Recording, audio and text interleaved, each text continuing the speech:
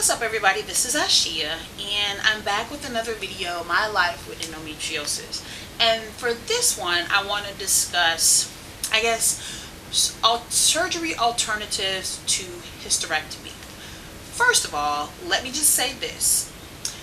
As women, we have a uterus, we have fallopian tubes, we have ovaries. They're a part of our makeup.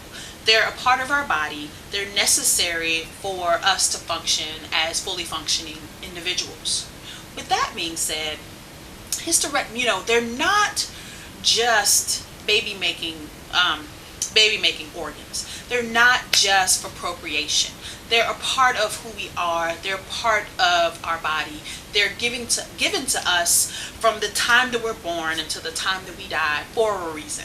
So when I hear women saying things very casually like hysterectomy or take that out or I don't need it, I'm not going to have any kids, it bothers me. I cringe because you do need your ovaries, you need your uterus, you need your fallopian tubes, you need your cervix, you need that for things other than reproduction, sex.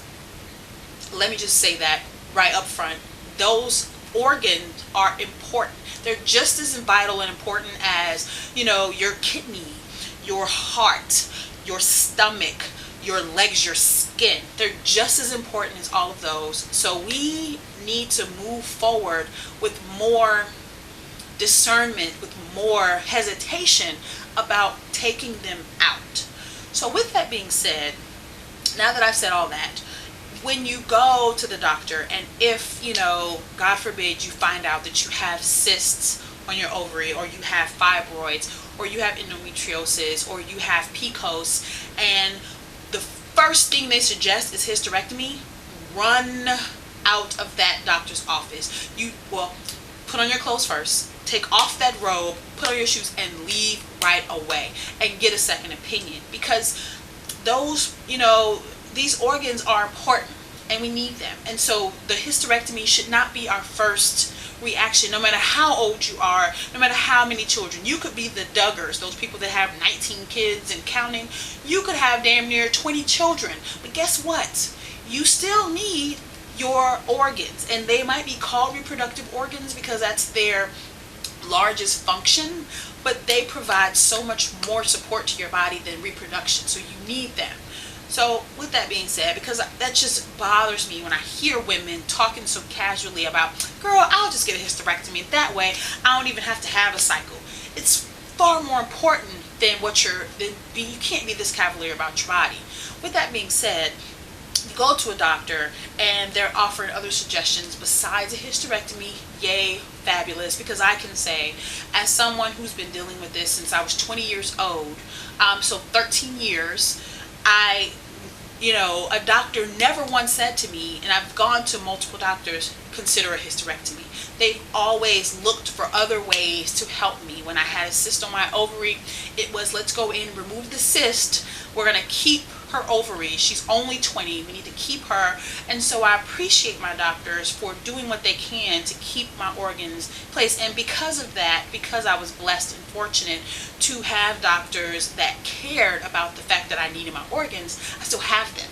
Because in spite of having, stage 4 endometriosis, in spite of having several fibroids, in spite of having a an orange size cyst on my ovary, which you could feel when you touched it, they still work to keep my organs and to not take them out. And so no one ever suggested hysterectomy to me. But I do realize that a lot of women are not that lucky and aren't that fortunate. And so I do want to say hysterectomy is not your only option. Please, please, please, please, please look into other options. But while you're doing that, be careful. I got a little prickly the other day because I was in the car driving somewhere and I heard this commercial on the radio about uterine fibroid embolization, which is UFE for short. And basically what it is that they go in with lasers and they burn the fibroids. So they kind of kill them inside. And so basically then they are shedded, or probably what I'm thinking, because I've never actually considered this option. I didn't need to, because at the time I didn't have it available to me. I had to have surgery. But from what it sounds like is that they go in with lasers, they burn the fibroids, or take their blood supply so that the fibroids basically die off, and you can shed them with your cycle.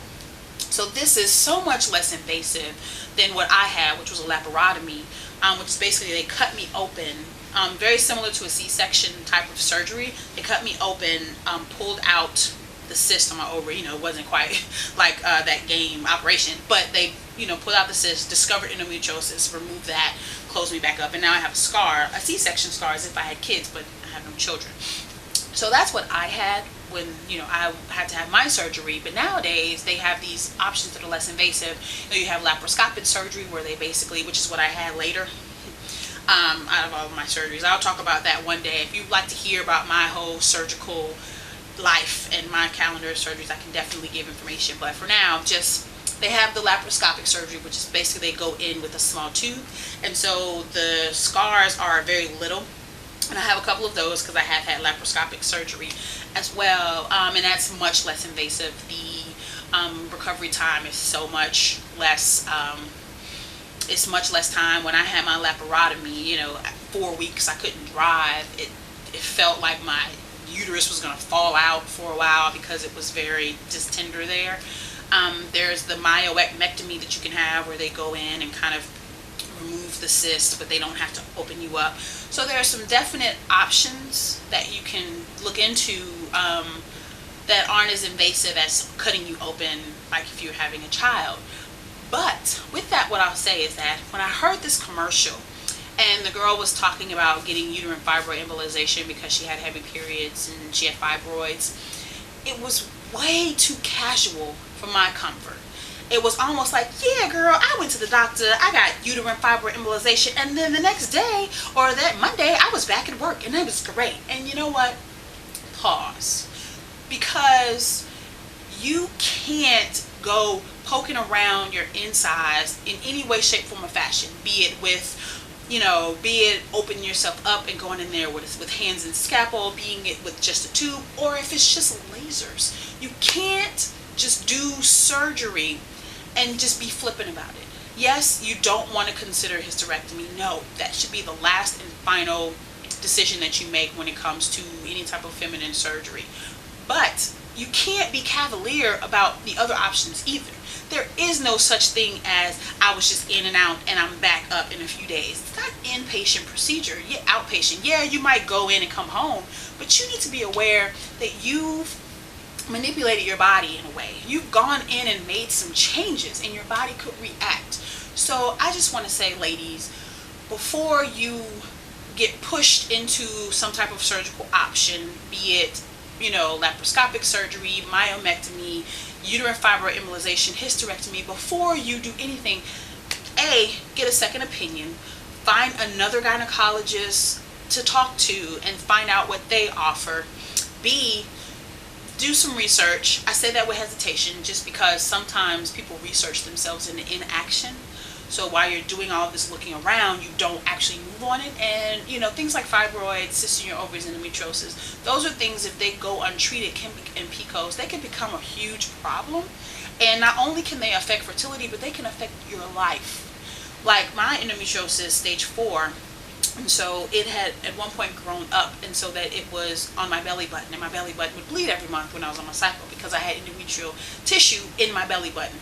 I don't know how it got there. Nobody can tell you how, which is why we need more research. But it was there, and it was a problem. And so I had laparoscopic surgery and actually had to remove a piece of my belly button because the tissue was basically embedded in there, and that was the only way they could get it out. But my doctor scared the crap out of me. But basically, she was like, your endometriosis is growing that rampantly.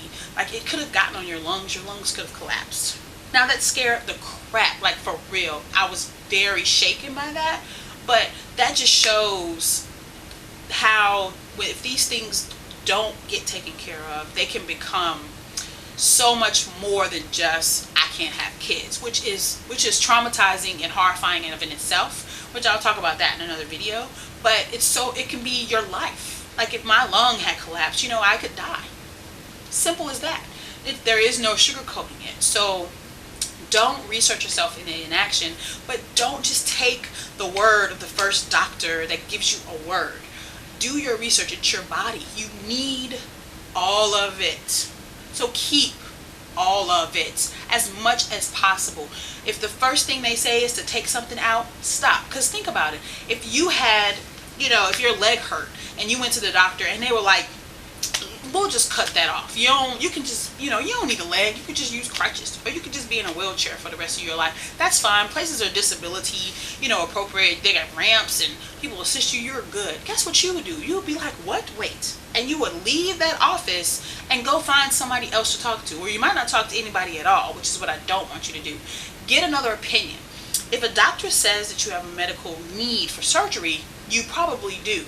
But don't just go off of that person's word, and don't feel bad if you have to step outside of your doctor to do that, because you should, because this is your body. They'll treat you and you might be treated in whatever's happened, and then they'll go about their day. They have other patients, they have their own life, but you're the one who is left with the results of their decision. So make sure that the decision sits well with you and you're well informed about their decision. So that's really what I want to talk about. Please, comments, suggestions, if you have topics that you like to have me research and look into, or if I can share my personal experiences. Like I said, I'm a person living with endometriosis, so this is something that I deal with on a daily basis. It's not something that goes away just because I've had surgery, because it doesn't, which we can talk about in another video. As you can see, I have several videos that I'd like to share with you. There's something you want me to talk about for you, or hey, if you have an experience, please post a video response to this. I want to hear, I want to start a dialogue. I want all of us to be able to talk about our experiences with this condition and how we're overcoming it and how we're living, full lives in spite of having it, because it's very possible, but you have to be informed and you have to take care of your health. So I hope this was helpful. I hope that I'll hear from you. And until next time, when I share a little bit more insight to my life with endometriosis.